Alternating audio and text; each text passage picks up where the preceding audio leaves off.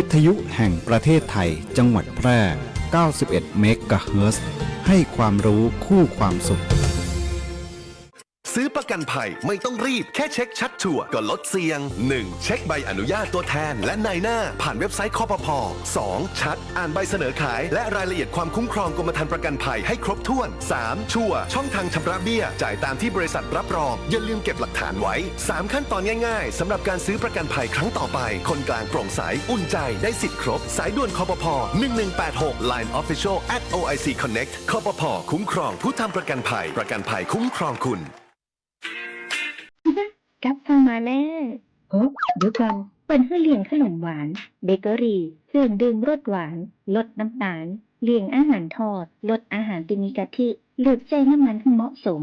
งดน้ำมันพอดซ้ำเลี่ยงน้ำจิ้มอาหารสำเร็จรูปลดขนมครบเคี้ยวลดการซดน้ำแกงกินตอนปรุงลดการปรุงรสและที่สำคัญอ่านฉลากโภชนาการก่อนซื้อทุกครั้งกินหวานมันเค็มเพื่อพอดีสุขภาพดีห่างไกลโรคจ้าด้วยความห่วงใยสำนักงานประชาสัมพันธ์ตี 3 กรมประชาสัมพันธ์ทุกวันนี้มิจฉาชีพมาในหลายรูปแบบทั้งข้อความ SMS อีเมลหรือแม้แต่บนโซเชียลมีเดีย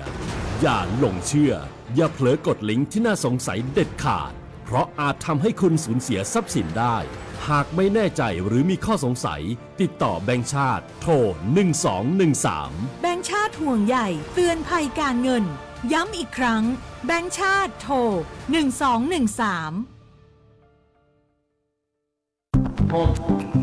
ผมคิดว่าลองเสพแล้วมันจะไม่เป็นอะไรแต่ตอนนี้ผมเสียทั้งความไว้ใจและเสียอนาคตชีวิตอาจพลาดแต่ไม่ควรถูกทิ้งผู้ติดยาเสพติดสามารถเข้ารับการบำบัดรักษาและฟื้นฟูในสถานพยาบาลของรัฐเพื่อเริ่มต้นชีวิตใหม่ได้อีกครั้งพลาดได้รักษาได้ชีวิตไปต่อด้วยความปรารถนาดีจากสำนักงานประชาสัมพันธ์ที่ 3 กรมประชาสัมพันธ์ฟังข่าวฟังสวทแพร่ FM 91 เมกะเฮิรตซ์ กรมประชาสัมพันธ์ข่าวจริงเชื่อถือได้สื่อรัฐพัฒนาคุณภาพชีวิตคนจังหวัดแพร่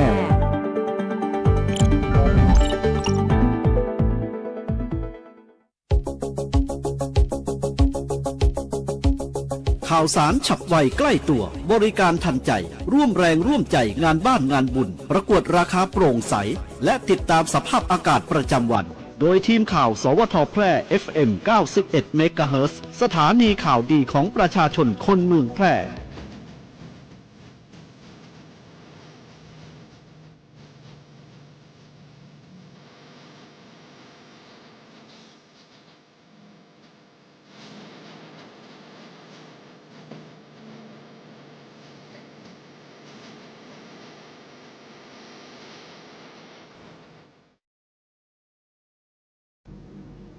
สวัสดีครับสถานีวิทยุกระจายเสียงแห่งประเทศไทยจังหวัดแพร่เสนอข่าวท้องถิ่นประจำวันอาทิตย์ที่ 17 พฤษภาคม พุทธศักราช 2569 โดยมีหัวข้อข่าวดังนี้ครับ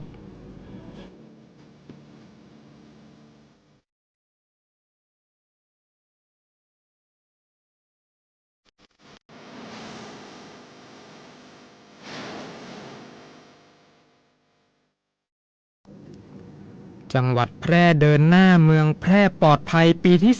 2 เปิดปฏิบัติการเข้มข้น 45 วัน สกัดกั้นยาเสพติดเชิงรุก ตอกย้ำความสำเร็จหลังจับกลุ่มยาไอซ์ล็อตใหญ่ การท่องเที่ยวแห่งประเทศไทยจังหวัดแพร่ชวนสัมผัสเสน่ห์เที่ยวแพร่ไม่แคร์ฝนปักหมุดพุทธอุทยานดอยผาสวรรค์ไหว้พระธาตุอินแขวนจำลองเสริมสิริมงคลกลางหุบเขาเขียวขจีเกษตรจังหวัดแพร่รุดเยี่ยมกลุ่มปลูกผักปลอดภัยตำบลบ้านกวางอำเภอสูงเม่นมุ่งยกระดับมาตรฐานสินค้าเกษตรและสร้างความมั่นใจแก่ผู้บริโภคกระทรวงศึกษาธิการผนึกกำลัง13 กระทรวง5 หน่วยงาน ลงนาม MOU ประวัติศาสตร์เดินหน้าโรงเรียนปลอดภัยอุ่นใจในพื้นที่สร้างสรรค์พร้อมเปิดระบบ SOS แจ้งเหตุเรียลไทม์ปกป้องเด็กไทยกว่า 6 ล้านคนการไฟฟ้าส่วนภูมิภาคเตือนประชาชนติดตั้งโซล่าร์รูฟท็อปอย่ามองแค่ราคาแนะเน้นมาตรฐานและความปลอดภัยพร้อมเปิดเช็คลิสต์สำคัญก่อนตัดสินใจติดตั้งต่อไปเป็นรายละเอียดของข่าวครับ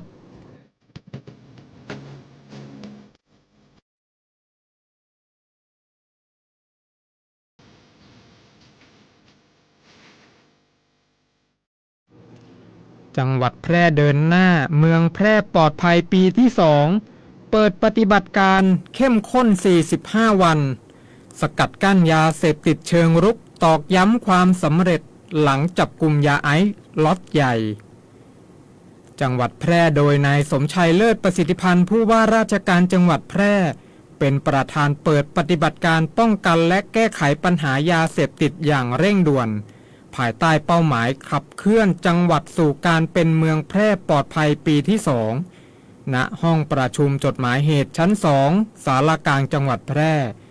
โดยมีการบูรณาการกำลังจากทุกภาคส่วนทั้งพลเรือนตำรวจและทหาร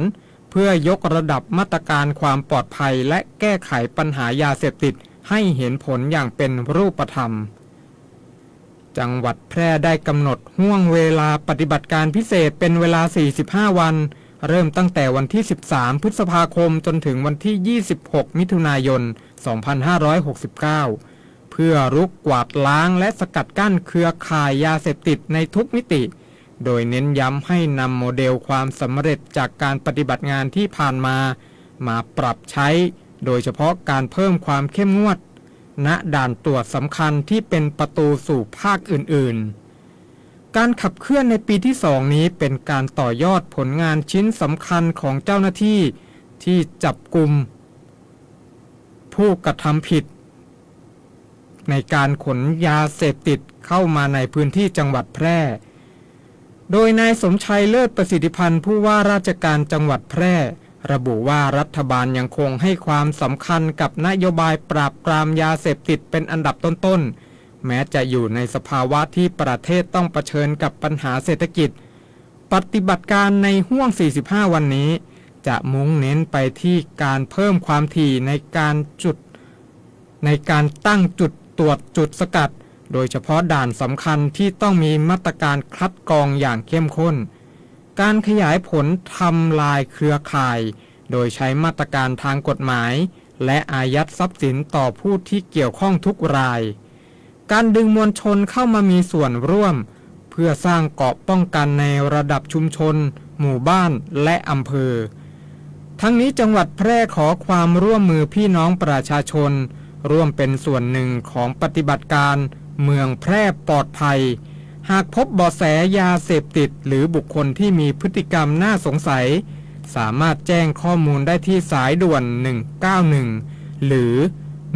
1599ได้ตลอด24ชั่วโมงเพื่อร่วมกันสร้างสังคมที่น่าอยู่และปลอดภัยจากภัยยาเสพติดอย่างยั่งยืนการท่องเที่ยวแห่งประเทศไทยจังหวัดแพร่ชวนสัมผัสเสน่ห์เที่ยวแพร่ไม่แคร์ฝนปักหมุดพุทธอุทยานผาสวรรค์ไหว้พระธาตุอินแขวนจำลองเสริมสิริมงคลกลางหุบเขาเขียวขจี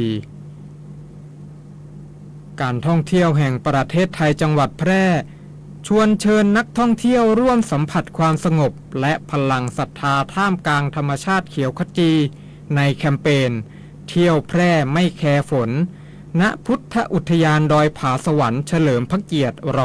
9บ้านนาคูหาจังหวัดแพร่แหล่งท่องเที่ยวและปฏิบัติธรรมที่โดดเด่นด้วยทัศนียภาพอันร่มรื่นในช่วงหน้าฝนพุทธอุทยานดอยผาสวรรค์เฉลิมพระเกียรติร9ตั้งอยู่ที่บ้านนาคูหาตำบลสวนเขื่อนอำเภอเมืองแพร่จังหวัดแพร่เป็นสถานที่ที่รวบรวมความเชื่อและความศรัทธาไว้อย่างลงตัว โดยมีจุดสำคัญคือพระธาตุอินแขวนจำลองซึ่งจำลองรูปแบบมาจากประเทศพม่าและเป็นพระธาตุประจำปีนักษัตริย์ปีจอตั้งเด่นเป็นสง่าอยู่บนหน้าผาอย่างงดงามนักท่องเที่ยวสามารถเดินเท้าเข้าไปสักการะพระธาตุผ่านทางเดินซีเมนต์และบันไดท่ามกลางธรรมชาติที่สมบูรณ์ในระยะทางประมาณ200 เมตรเพื่อสูดอากาศบริสุทธิ์และชมทัศนียภาพมุมสูงของขุนเขานอกจากพระธาตุอินแขวนจำลองแล้วภายในพุทธอุทยานยังมีสิ่งศักดิ์สิทธิ์สำคัญให้พุทธศาสนิกชนได้กราบไหว้ขอพรอีกมากมายอาทิพระเจ้าชยันตีมหัศจรรย์และพระเจ้าทันใจพระเจ้าสำเร็จเร็วพันและพระเจ้าหยกทิพย์รอยเท้าพระพุทธบาทและถ้ำศิลาอันศักดิ์สิทธิ์สำหรับนักท่องเที่ยวในช่วงฤดูฝนนี้จังหวัดแพร่พร้อมต้อนรับผู้ที่โหยหาความสงบและต้องการสัมผัสเสน่ห์ของธรรมชาติที่เขียวสดและชุ่มฉ่ำเพื่อเติมพลังกายและพลังใจในพื้นที่ที่เต็มไปด้วยความศรัทธาเกษตรจังหวัดแพร่รุดเยี่ยมกลุ่มปลูกผักปลอดภัยตำบลบ้านกวางอำเภอสูงเม่นมุ่งยกระดับมาตรฐานสินค้าเกษตรและสร้างความมั่นใจแก่ผู้บริโภคสำนักงานเกษตรจังหวัดแพร่ลงพื้นที่เยี่ยมเยียนและติดตามผลการดำเนินงานของกลุ่มเกษตรกรผู้ปลูกผักปลอดภัยในพื้นที่อำเภอสูงเม่นเพื่อสนับสนุนการผลิตสินค้าเกษตรคุณภาพสูงที่ปลอดจากที่ปลอดจากสารพิษพร้อมเตรียมผลักดันเป็นแหล่งผลิตสำคัญกระจายสู่ตลาดในภูมิภาคต่างๆนางสาวสร้อยเพชรตันติรัตนานนท์เกษตรจังหวัดแพร่เปิดเผยว่า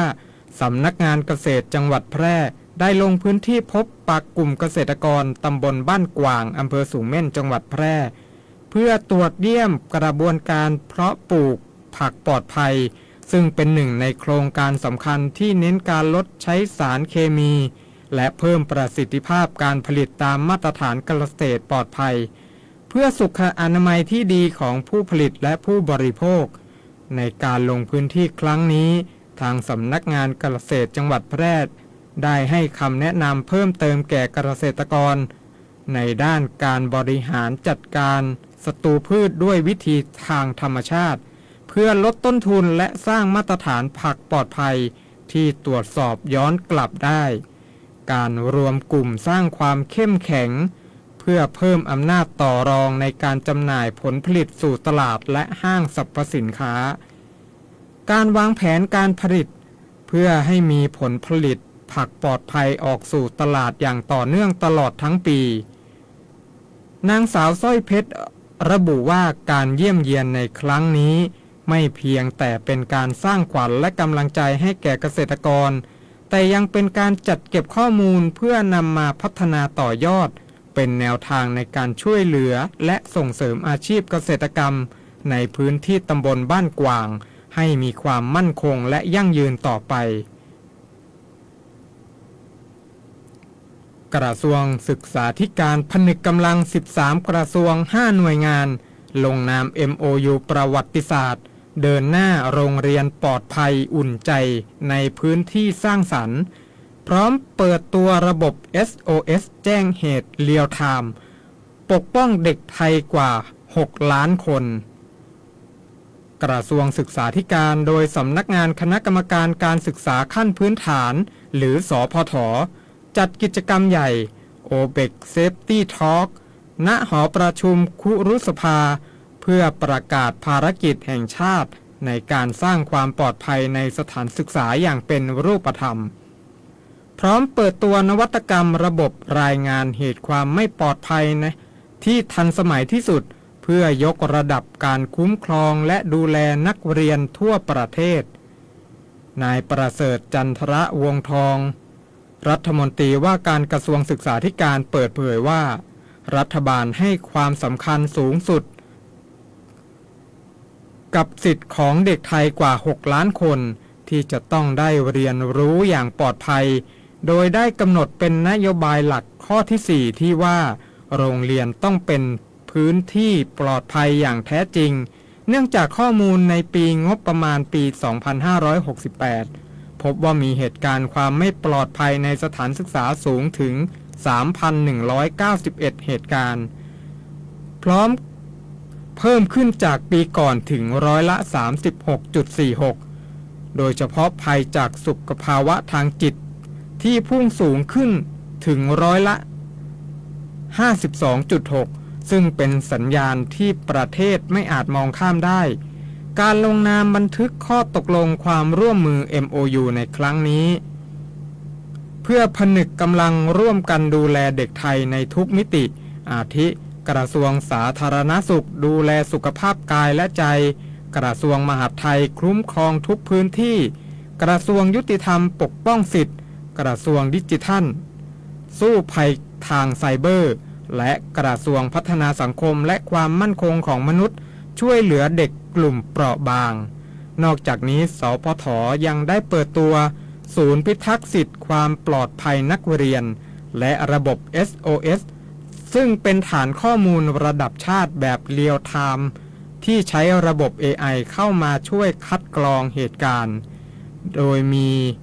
การทำงานที่สำคัญคือหมุดแดงที่จะแจ้งเตือนทันทีเมื่อมีการรายงานเหตุจากโรงเรียนเพื่อให้เจ้าหน้าที่สามารถเข้าไปตรวจสอบและช่วยเหลือได้อย่างรวดเร็วด้านดร.พิเชษฐ์โพภักดีเลขาธิการกปท.พร้อมด้วยคณะผู้บริหารระดับสูงได้นำผู้อำนวยการสำนักงานเขตพื้นที่การศึกษาทั้ง 245 เขตทั่วประเทศร่วมกิจกรรม OBEC Safety Check เพื่อสแกนความพร้อมและจุดเสี่ยงในแต่ละพื้นที่ผ่าน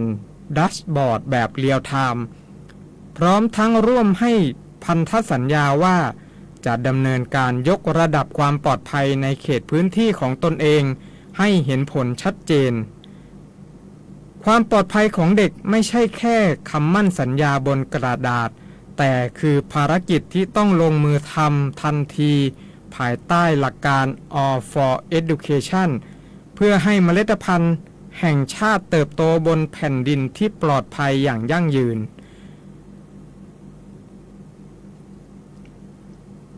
การไฟฟ้าส่วนภูมิภาคเตือนประชาชนติดตั้งโซล่ารูฟท็อปอ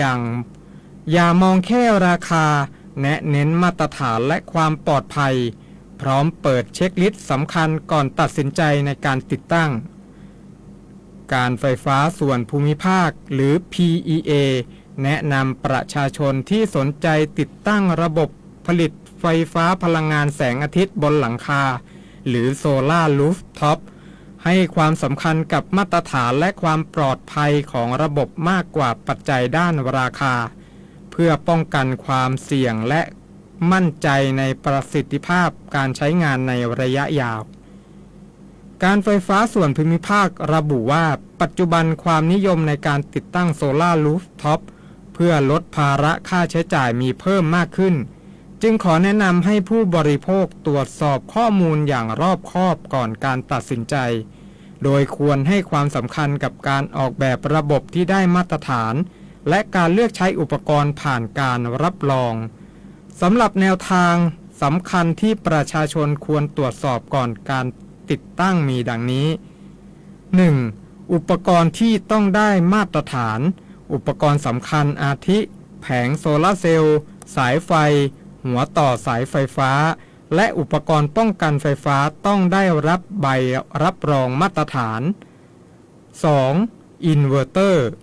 ต้องเป็นรุ่นที่ผ่านหลักเกณฑ์และขึ้นทะเบียนอย่างถูกต้องกับ PEA 3. ความเชี่ยวชาญของทีมติดตั้งการติดตั้งต้องดำเนินการโดยผู้เชี่ยวชาญมีแบบระบบไฟฟ้าที่ชัดเจนและต้องมีวิศวกรที่มีใบอนุญาตประกอบวิชาชีพวิศวกรรมควบคุมหรือใบกว.จากสภาวิศวกรลงนามรับรองแบบติดตั้งอย่างถูกต้อง 5. เอกสารและการรับประกันต้องมีใบเสนอราคาที่ตรงกับอุปกรณ์จริง มีเอกสารรับประกันผลิตภัณฑ์และการบริการหลังการขายที่ชัดเจนนอกจากนี้การไฟฟ้าส่วนภูมิภาคเน้นย้ำว่าการติดตั้งขออภัยครับนอกจากนี้การไฟฟ้าส่วนภูมิภาคเน้นย้ำว่าหลังจากการติดตั้งเสร็จสิ้นควรมีการทดสอบการทำงานของระบบและอุปกรณ์ต่างๆก่อนเริ่มใช้งานจริงและที่สำคัญที่สุดคือต้องดำเนินการยื่นขอเชื่อมต่อกับระบบไฟฟ้าของการไฟฟ้าส่วนภูมิภาคให้ถูกต้องตามขั้นตอนเพื่อความปลอดภัยของผู้ที่อยู่อาศัยและระบบจำหน่ายไฟฟ้าโดยรวมทั้งนี้โซล่ารูฟท็อปที่มีคุณภาพไม่ใช่เพียงช่วยประหยัดค่าไฟแต่ต้องสามารถตรวจสอบได้และมีความปลอดภัยต่อชีวิตและทรัพย์สินหากประชาชนมีข้อสงสัยหรือไม่มั่นใจในขั้นตอนการติดตั้งสามารถสอบถามข้อมูลเพิ่มเติมได้ที่สำนักงานการไฟฟ้าส่วนภูมิภาคใกล้บ้านหรือติดต่อ PEA Contact Center โทร 1129 ได้ตลอด 24 ชั่วโมง สวัสดีเจ้าน้ำตาลพิษคณะนะเจ้าขอเชิญชวนฮีโร่เจ้าประจำตีสัญญาว่าจะมาบริจาคเลือดตึง3 เดือนและคนตีมาบริจาคเตือแรกอยากให้อยู่ด้วยกันเป็นหมื่นๆส่วนคนตีหายไปหมู่เฮายังรอคุณปิกมาหาเสมอเนอะเจ้าสำหรับไผ่ที่ยังบ่เคยบริจาคเลือดมาลองเป็นผู้ฮื้อและมาเป็นครอบครัวเดียวกันเนอะเจ้าเพราะทุกวินาทีคือโอกาสช่วยชีวิตการฮื้อเลือดเลยเป็นเรื่องที่รอวันผูกบ่ได้ติดตาม Give But Now ฮื้อเลือดฮื้อได้ฮื้อเลยได้ทุกแพลตฟอร์ม Official ของศูนย์บริการโลหิตแห่งชาติสภากาชาดไทยเจ้ากฎหมายง่ายจังแค่ฟังก็เข้าใจโดยสำนักงานกิจการยุติธรรม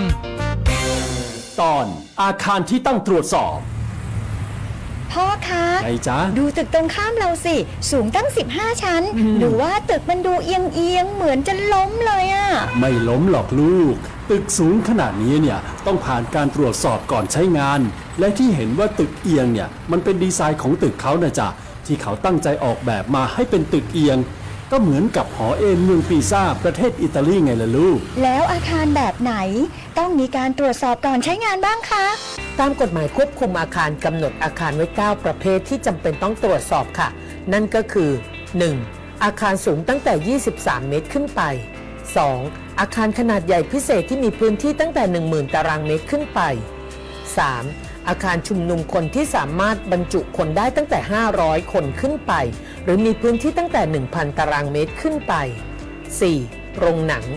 5. โรงแรมที่มีจำนวนห้องพักตั้งแต่80 ห้องขึ้นไป 6. สถานบริการที่มีพื้นที่ตั้งแต่200 ตารางเมตรขึ้นไป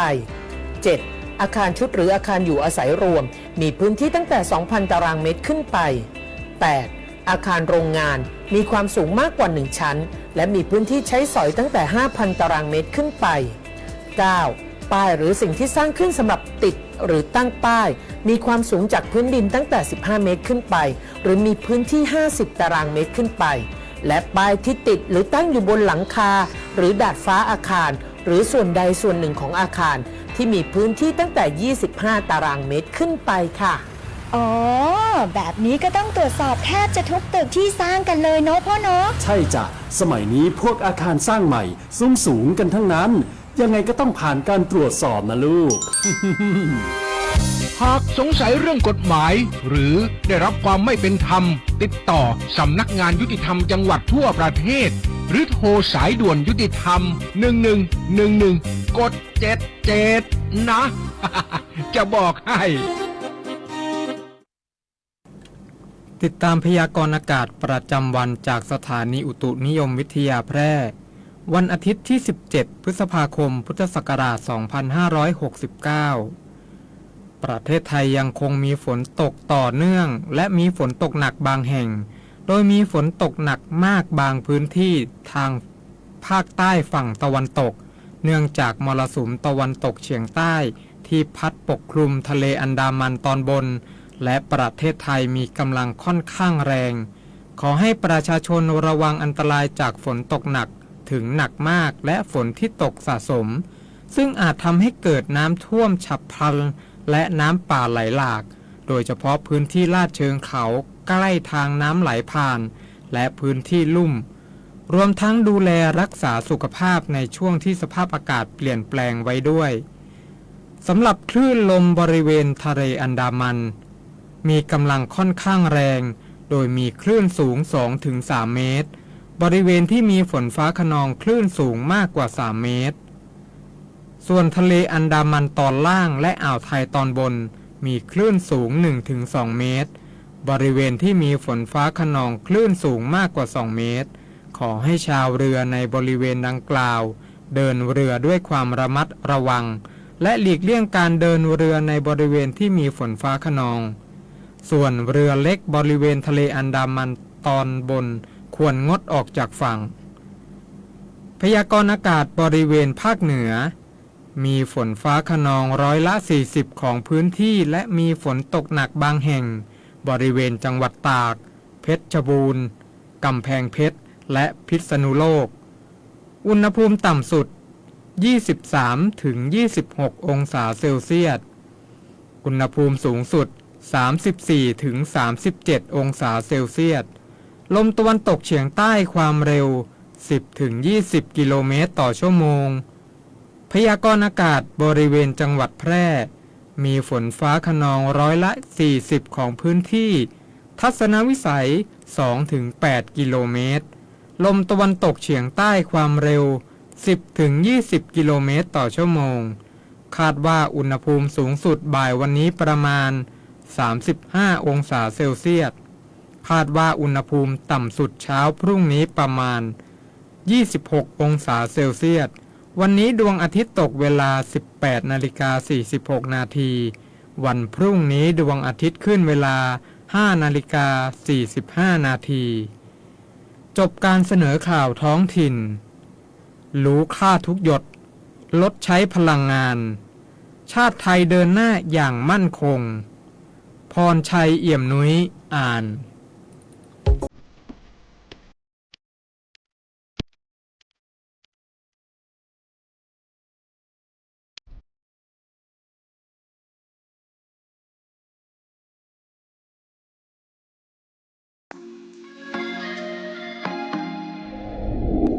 คุณกำลังฟังสวทแพร่ FM